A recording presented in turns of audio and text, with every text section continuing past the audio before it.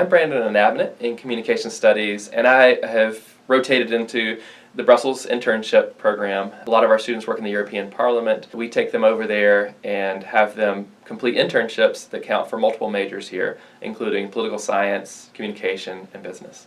We use reflection in the Brussels program because no matter what, we have to evaluate these students on their internship experience, and if you're aware of the program and having to evaluate internships, it's notoriously hard to get a good measure of how the student is faring. Supervisors typically praise our students. The reflection piece is so important, even in terms of grading for us, that we're having conversations every week that track how students are performing. And if it's not a live conversation, I know in the past and historically at Furman we've used journals to track internships, and I think what we've done this year is to move that journaling one step further into a slightly more advanced practice, and that includes pre-survey, a post-survey, and then instead of having a graded journal, I do live conversations where I get to have a conversation with the students week by week, sometimes collectively as a whole class, and then other weeks in small groups. And then they're going to blog once or twice about their internship during the semester. And I think holistically that gives a lot better framework to them. They see what other students are doing. They see the similarities of experience as a class. They see their own improvement as they see survey data changing from pre to post experience. And they also get experience with a kind of public venue in the blog. They get to tell other people in the world, not just me, the faculty member, about what they're seeing and hearing in the internship. So I think it would be impossible to do the Brussels experience without this reflection piece.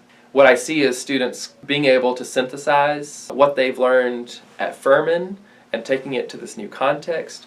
They're able to also track their own goals as a student as they see themselves mature during this study. I think as faculty, we always claim study way is the most important experience for students in terms of maturing, to be completely independent of the structures and supports at Furman, and to sort of, for the first time in their lives, take ownership of what they do and what they say and what they produce. And that happens so much on Study Away.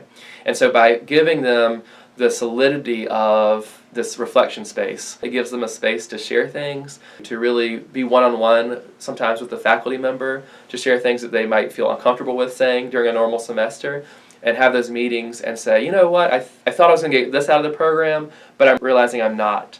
And perhaps we need to make some adjustments because of that. I need to change something about their internship. I need to talk to their supervisor on site, whatever it may be, but they get to share that with me both throughout the semester and then finally at the end come to some self-realizations. This is what I got out of that program, and this is what I'm going to tell people in the world after this program about what Brussels did to me.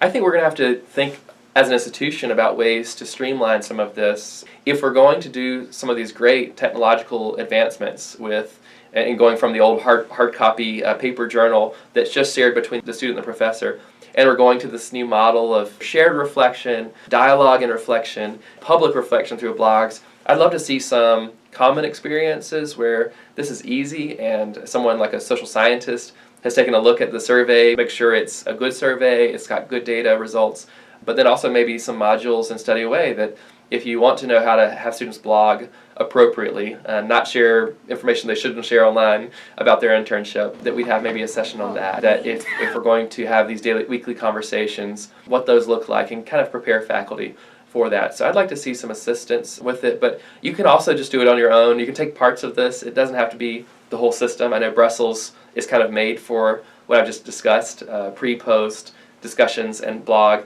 and I think other programs may not, right? You may not have the advantage of getting to meet with students as much as we do. We live right with the students, and so it's just a trip up or down the stairs to meet with them about what's happening that week. Or maybe you're on the road so much, maybe you're traveling in the Study Away experience. Meeting every week doesn't make sense.